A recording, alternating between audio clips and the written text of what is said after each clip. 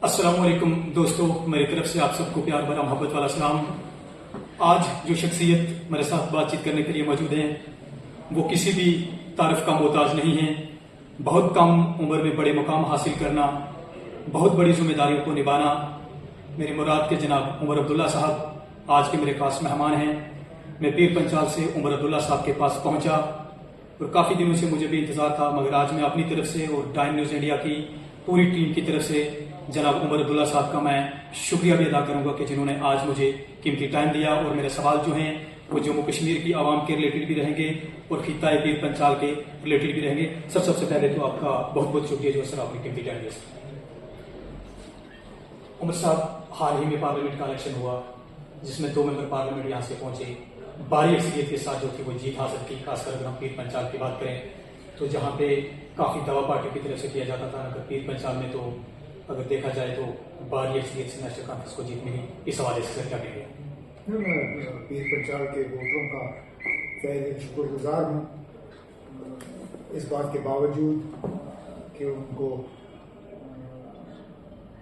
तोड़ मरोड़ने में कोई कसर बाकी नहीं रखी गई, उनके वोटों को तकसीम करने की जो साजिशें रचाई गई, जो पड़ोसी को पड़ोसी से लड़वाने की जो साजिश रचाई गई, पीर पंचाल के लोगों ने साबित किया कि वो इन साजिशों में कोई दिलचस्पी नहीं रखते। दिल्ली की रचाई हुई जो साजिशें हैं उन्हें वो नाकामयाब करेंगे और बिल्कुल चुपचाप तरीके से किया, कोई शोर शराबा नहीं। इलेक्शन से पहले इस बात का कोई एहसास नहीं दिया उन्होंने कि वो किस तरह वोट डालेंगे। खामोशी से उन्होंने अपना काम किया और दिल्ली को जो पैगाम भेजना था वो का पैगाम भेज दिया, जिसके लिए मैं उनका तहे दिल शुक्रगुजार हूँ। जिन लोगों को अंधेरे में ये बात दिखती है कि जम्मू कश्मीर नेशनल कॉन्फ्रेंस की तरफ से डेवलपमेंट नहीं होती, जब सड़कें बनती हैं, कॉलेज बनते हैं, हॉस्पिटल बनते हैं, तो तब कहते हैं कि ये फारूक साहब के दौर में हुआ, उमर साहब के दौर में हुआ। मगर इनके साथ पॉलिटिकली बात हमारी बहुत लंबी चौड़ी हो सकती है। मगर जो लोग कहते हैं कि नेशनल कॉन्फ्रेंस ने आज तक जम्मू कश्मीर के अंदर कुछ नहीं किया, लेकिन वो जरा थोड़ी सी आंखें खोल के इनकी पॉलिटिकल हिस्ट्री को अगर जम्मू कश्मीर के अंदर देखा जाए, गरीब दिलों के राज जो हैं लोग, उनके दिलों पे राज करने वाले उमर अब्दुल्ला जो हैं, अगर खासकर अगर इसका बात भी करें, उमर साहब काफी प्यार जो है लोगों के आपके साथ हमेशा रहता है। सड़कें आपने बनाई, कॉलेज आपने बनाए, लेकिन फिर कहते हैं कि नेशनल कॉन्फ्रेंस ने कुछ नहीं किया। बड़े अफसोस की बात है। तो हमें कोई एहसान नहीं रखा, हमारा फर्ज था। अगर हमें वोट दिए जाते हैं, अगर हमें कामयाब किया जाता है, जितवाया जाता है, किसी मुकाम पर पहुंचाया जाता है, तो किस लिए? कि लोगों के कुछ काम हो, लोगों की भलाई हो। हम कभी ये दावा नहीं करेंगे कि हमने सारे काम किए या हमसे कोई गलती नहीं हुई या ऐसे काम जो हमने करने थे वो नहीं किए।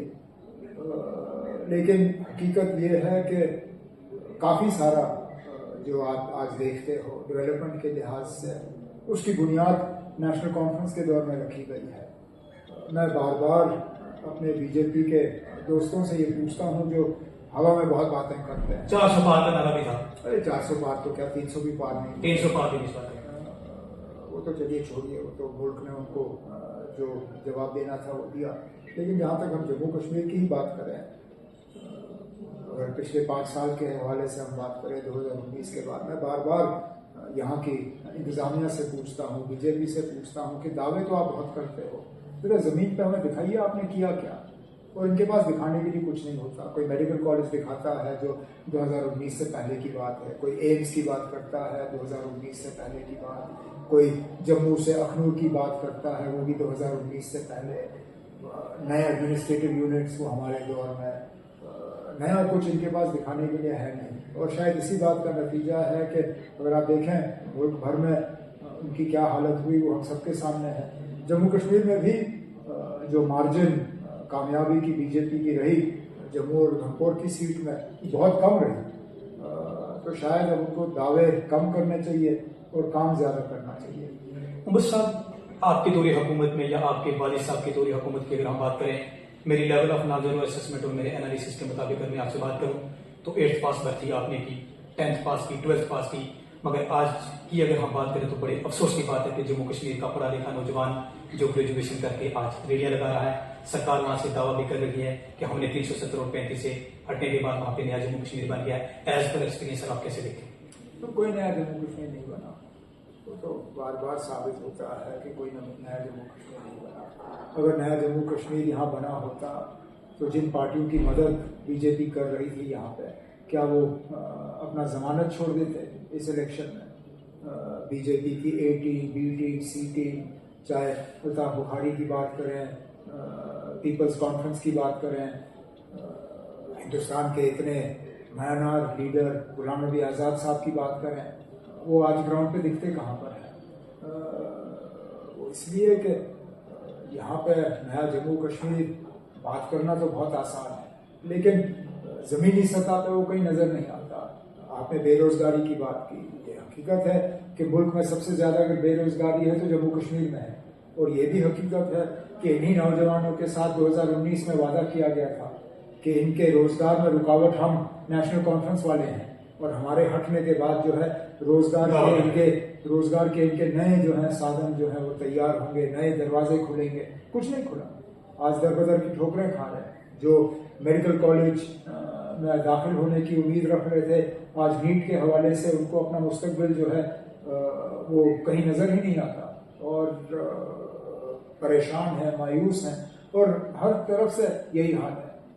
बाहर से लोग आते हैं यहाँ काम लेने के लिए, लेकिन यहाँ के लोग जो हैं, चाहे पढ़े लिखे हो, बिना तालीम हासिल किए हुए हो, सब परेशान हैं। उमर साहब, अगर पीर पंचाल की हम बात करें तो पीर पंचाल की बड़ी बदतर कंडीशन है। हमेशा पीर पंचाल के लोगों ने जो है वो नेशनल कॉन्फ्रेंस पे भरोसा किया है, उमर अब्दुल्ला साहब पे भरोसा किया है। जिस तरह का प्यार और मोहब्बत पीर पंचाल के अंदर आपको मिल रहा है, पहले तो वहां पर किसी के साथ वहां पे कोई बिल्डिंग नहीं, अगर बिल्डिंग अस्पताल की बन गई वहां पर डॉक्टर नहीं, अगर डॉक्टर है तो आज उनके पास वहां पे दवाइयां नहीं है। जिस पीर पंचाल को लेकर भारतीय जनता पार्टी ने काफी जो है वो दावा किया, इस बार के इलेक्शन में तो वो अपना कैंडिडेट भी वहां खड़ा कर नहीं पाए। सर, किस तरह से आप देखते हैं? वो तो बीजेपी को इस बात का जवाब देना होगा कि उनके उम्मीदवार मैदान में आए क्यों नहीं। अगस्त सितंबर में हम असेंबली इलेक्शन की उम्मीद रख रहे हैं, जिस तरह इलेक्शन कमीशन ने भी बात की, और जो सुप्रीम कोर्ट का इनको हुक्म आया हुआ है।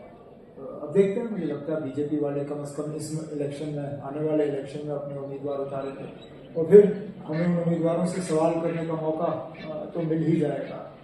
हमें तो अब इख्तियार से बाहर 10 साल से ज़्यादा हो गया।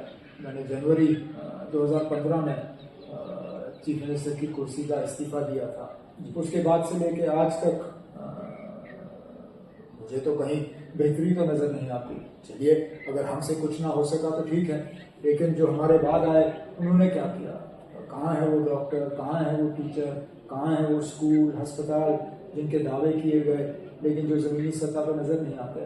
बिजली की हालत देखिए, जम्मू कश्मीर का कौन सा ऐसा कोना है जहाँ लोग बिजली को देख के मुतमईन हैं? बिजली कहीं है नहीं, लेकिन बिजली की कीमतें आज आसमान पर। बिजली का बिल वक्त पे आता है, और रोज जो है उस बिजली के बिल में जो है वो उसको बढ़ा दिया जाता है। पानी का हिसाब देखिए, साफ पीने का पानी कहीं मुहैया नहीं होता, फिल्ट्रेशन स्कीमें जो है वो चल नहीं रही हैं, लेकिन बिजली का बिल आज तैयार होकर घर घर पहुंचा दिया जाता है। तो लोग अगर इसके बाद नाराज नहीं होंगे, मायूस नहीं होंगे, तो क्या होंगे? उमर साहब, एक सवाल मेरा पीर पंचाल की तरफ से ये भी रहेगा कि जिस तरह पार्लियामेंट के इलेक्शन में जीत हासिल हुई, 8 असेंबली हल्के वहां पे बने हैं।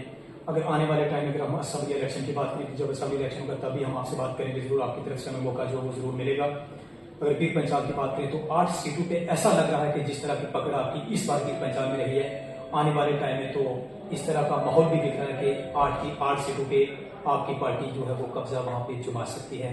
क्या कहेंगे साहब? जमा तो सकती है, लेकिन मेहनत करनी होगी।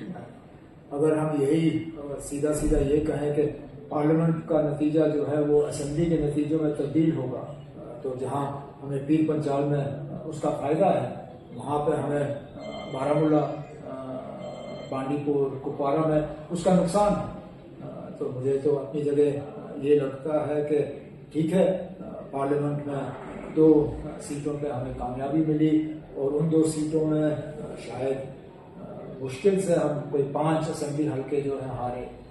श्रीनगर में 2 और अनंतनाग की सीट पर 3। तो मुझे लगता है जहां हम जीते हैं वहां हमें और मेहनत करनी होगी, और जहां हम लीड नहीं ले सके वहां हमें उससे ज़्यादा लोगों तक पहुंचने की कोशिश करनी होगी। खासकर वो लोग जो इलेक्शन लड़ने की उम्मीद लगाए बैठे हैं, मेरे वो साथी जो इलेक्शन लड़ने की उम्मीद लगाए बैठे हैं, अगर वो आज भी श्रीनगर में बैठे हैं तो ये इनकी बहुत बड़ी भूल है, और लोग इस भूल को जो है, इस बात को उनको सजा देंगे। तो मैं अपने साथियों को तो यही मशवरा दूंगा कि अगर आप इलेक्शन लड़ने की उम्मीद रख रहे हो, मेहरबानी करके अपने श्रीनगर या जम्मू की कोठियों को छोड़ के अपने इलाके में बैठिए, लोगों के दरमियान रहिए और फिर इलेक्शन लड़ने का दावा करिए। उमर साहब, मेरा आखिरी सवाल जो है वो आपसे रहेगा। नौजवान के दिलों पे आप राज करते हैं, नौजवान आपको चाहते हैं, नौजवान जो है वो आपसे काफी प्यार और मोहब्बत जो है वो रखते हैं। आने वाले टाइम की अगर हम बात करें तो अगर आपको यहाँ पे हुकूमत बनाने का मौका जो है वो मिल जाता है, क्या खिताए पीर पंचाल को डिवीजनल स्टेटस का दर्जा जो है वो मिल सकता है? आप इलेक्शन के बाद की बात हम इलेक्शन के बाद करते हैं, और कोई यहाँ लोगों के दिलों पर राज नहीं होने जा रहा।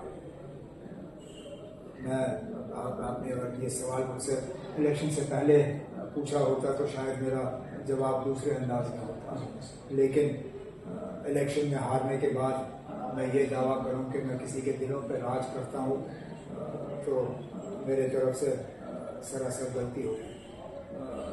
बाकी रही बात इलेक्शन के बाद हम क्या करेंगे क्या नहीं करेंगे, ये तो सही है कि खिते पीर पंचाल को वैसे भी जम्मू से अलग किया गया है। ये जो डिक्सन हमारे खिलाफ इस्तेमाल करते थे, उसी डिक्सन को इन लोगों ने खिते पीर पंचाल में जो है लागू किया है। अब इसका एडमिनिस्ट्रेटिवली क्या बदलाव लाने की ज़रूरत है, कहाँ पे हमें नए डिविजन्स तैयार करने होंगे, कहाँ पे हमें नए डिस्ट्रिक्ट देने होंगे, इस पे ज़रूर हमें बैठना होगा। इससे पहले जो नेशनल कॉन्फ्रेंस की हुकूमत थी, जहाँ मेरी खुशकिस्मती थी कि मुझे उसकी सदारत करने का मौका मिला, वहाँ पे हमने नए एडमिनिस्ट्रेटिव यूनिट ब्लॉक के लेवल तक दिए। लेकिन इस बार अगर नेशनल कॉन्फ्रेंस की हुकूमत आई तो ज़रूर हमें डिस्ट्रिक्ट्स और डिविजन्स की तरफ देखना चाहिए, और इसमें मैं उम्मीद करूँगा कि लोगों का साथ हमें हासिल होगा। शुक्रिया। ये थे आज के हमारे खास मेहमान जनाब उमर अब्दुल्ला साहब। मैं आखिर में भी अपनी तरफ से और अपनी टीम की तरफ से उमर साहब का मैं शुक्रिया भी अदा करूंगा कि उमर साहब ने आज का जो कीमती टाइम हमें दिया, जम्मू कश्मीर की आवाम के रिलेटेड मेरे सवाल रहे, पीर पंचाल के आवाम के रिलेटेड जो है वो मेरे सवाल रहे। जहाँ पे आजकल अगर नौजवानों की बात की जाए तो उनको बेरोजगारी की बात की जाए तो काफी बेरोजगारी जो है वो अरूज पे है। उमर साहब ने ये कहा कि जब हुकूमत आएगी तभी पता चलेगा। हमने इससे पहले भी अगर हम कहें तो हमने अपनी तरफ से तो कोई कसर बाकी नहीं छोड़ी। जब नेक्स्ट मौका मिलेगा तो तब जो है वो देखा भी जाएगा। फिलहाल दोस्तों दीजिए अपने मेजबान शौकत चौधरी को इजाजत। मिलते हैं अगली पेशकश में दोस्तों बड़े प्यार के साथ। खुदा हाफिज।